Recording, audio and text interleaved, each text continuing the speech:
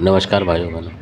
आज का वीडियो ये भी एक कमेंट्स पे है, तो ये भी जो है कुल देवी के ऊपर है और काफ़ी लोग पूछते हैं कि कुल देवी के बारे में, तो मैं इस वजह से जो बताता हूँ आपको कि कुल देवी कौन कौन सी हो सकती है।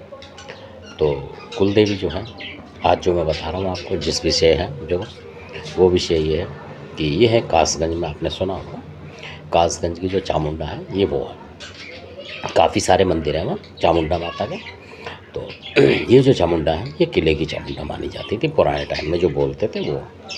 तो बाद में फिर और हो गई होंगी बहुत सारी, या उन्हीं ने उनके मतलब कहीं कहीं पूजा करी, कहीं कुछ करा, तो ऐसे मंदिर बनते चले जाते हैं। और कासगंज जो है उसके आसपास भी बहुत सारे किले थे जो कि उनके मतलब सहयोगी राजाओं के और सामंतों के, सूबेदार जो होते थे उनके थे। तो एटा वगैरह सारा एक ही था पहले।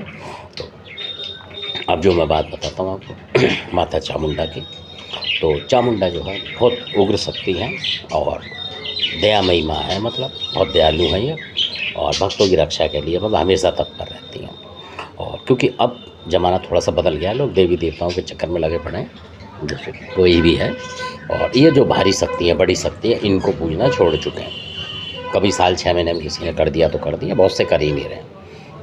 जैसे किसी को पता भी होगा या नहीं पता बहुत सौ को, तो वो कर नहीं पा रहे। जबकि कुल देवी हो, चाहे इष्ट देवी हो, चाहे आपके स्थान की देवी हो, यानी कि गांव की, उसको मानना जरूर चाहिए। अधिकतर उसको मानना चाहिए। पहले लोग पूजा से पहले किसी की पूजा करते थे, उनका जरूर नाम लेते थे, यानी उनका प्रसाद जरूर चढ़ाते पुराने बुजुर्ग। तो ये आंखों देखी बात है। पर आजकल लोग छोड़ चुके हैं, जिस देवता के पीछे लगे हैं उसी की पूजा करे जा रहे हैं। और कई बार देखा होगा आपने, नुकसान पर नुकसान भी होते जा रहे हैं। तो ये भी वजह है। बहुत सारी चीज़ें हैं, भूमिया चामड़, इस तरीके की बहुत सारी चीज़ें होती थी जिनको मानते थे पहले जो बुजुर्ग थे, बारी बारी से सबको, समय समय पे।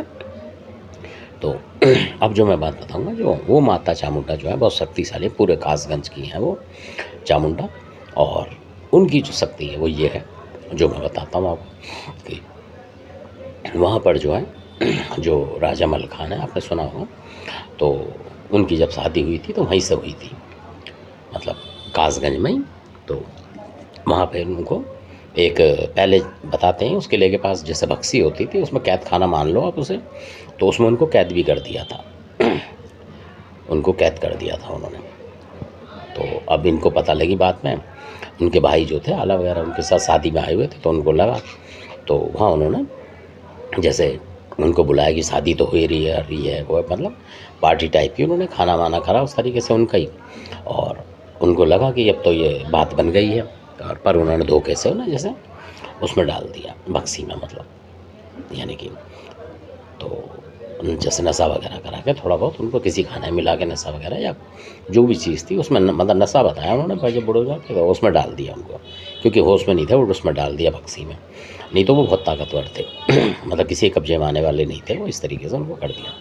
तो जब उन्हें पता लगा आला वगैरह को कि ऐसी ऐसी घटना हो गई है, तब वो जो बाहर हैं किले के बाहर जो चामुंडा है, और वो जो चामुंडा है किले के बाहर, और जो या जो भोगपुर में है, भोजपुर बोलते हैं जिसको, पहले भोगपुर बोलते हैं, वहाँ उन्होंने आला महाराज ने उन माता का भी भोग लगाया था, ऐसा बताते हैं। तो हो सकता है कि वो दूसरी माता हो, जो कि बुजुर्गों ने खाली बताया है, क्योंकि पूरा अंदाज़ा नहीं है।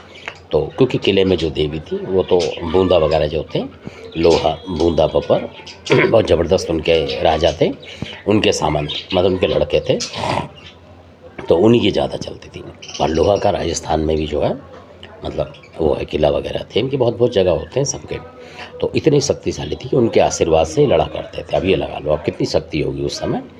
तो आला महाराज ने उनके वहाँ पे करी कि हमारे भाई को बचाओ, इस तरीके से प्रार्थना करी है। तो मेरा कहने का मतलब जो भी मनोकामना होती है ये माता पूर्ण करती हैं। तब इन्होंने वहाँ अपना बोला कि वो मतलब कि प्रार्थना करी कि मेरा भाई बचना चाहिए, इस तरीके से शादी के लिए, और ये तो मार डालेंगे इस तरीके से।